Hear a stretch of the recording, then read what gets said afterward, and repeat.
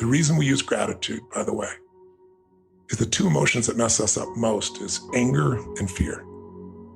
And you can't be grateful and angry simultaneously. It's the antidote.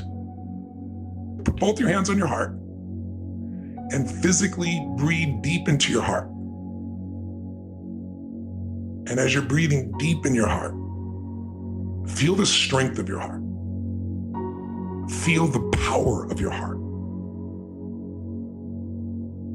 Feel the beauty of your heart. What are you proud or grateful that your heart has guided you to do or to give or to feel or to enjoy? And feel the strength of your heart. Breathe into it. Feel the blood flow, the oxygen. And feel grateful for your heart first. Because think about it. You didn't have to earn this heart. It was given to you. You didn't have to prove your value or your worth. You didn't have to accomplish anything. Something loved you enough to give you the gift of life. And as long as this heart is beating, you have that gift and you live. And you don't have to think about it. What a gift. So as you breathe in your heart, feeling your powerful heart, I want you just for a moment, we're going to think of three, but just think first of one event in your life, one experience, one moment that you could feel so grateful for if you wanted to. A magic moment, a sacred moment, a sexy moment, a beautiful moment, a loving moment, any moment that really you could feel grateful for if you wanted to right now. And then step into that memory for a minute. Like step in your body as if you were there. See what you would have saw then as if you're there, or hear what you'd hear back then, or breathe the way you were breathing back then. And if you filled up with that sense of gratitude for that moment, how do you smile when you feel so grateful or so thankful? What's the look in your eyes? How do you breathe? What's the look in your face when you feel really, really grateful? And just fill it up, fill up with gratitude. You can't be fearful and angry simultaneously. So fill up with the gratitude. And now think of a second moment you could feel truly grateful for. And again, breathe deep in your heart. Feel that power. Just think of any other moment. It could be from your childhood or adulthood. It could be last week, it could be today, it could be 10 years ago.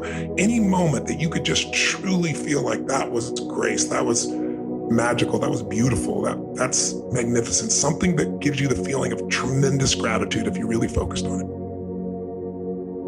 Breathe it, feel it, enjoy it, fill up with gratitude. And then finally, think of a third moment you can feel truly grateful for. Step in it, see it, feel it, be there. Feel the gratitude. What were you so grateful for? What are you grateful for? And then maybe throw one extra one in. Think of a coincidence. We all love when life happens for us, not to us. We love coincidences because we didn't do anything. Something happened for us. You were going to do one thing and you met somebody that you developed a partnership with, or became a friend or a lover or the love of your life, or maybe a business opportunity came from a coincidence, or an insight came from a coincidence that's been so valuable in your life, something you're grateful for. What's a coincidence that led to something you're so grateful for? And feel the gratitude for that.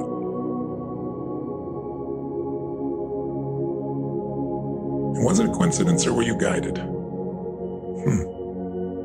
Now as you breathe in your heart, you've been doing this for about 2 minutes, keep breathing, keep feeling it, feeling grateful. Let's use this state to solve the problem state. So the easy way to do that is keep breathing in your heart, stay out of your head, in your heart, and think of that situation that's unfinished business that stressed you out in the past. But keep breathing in this beautiful state and ask yourself this question.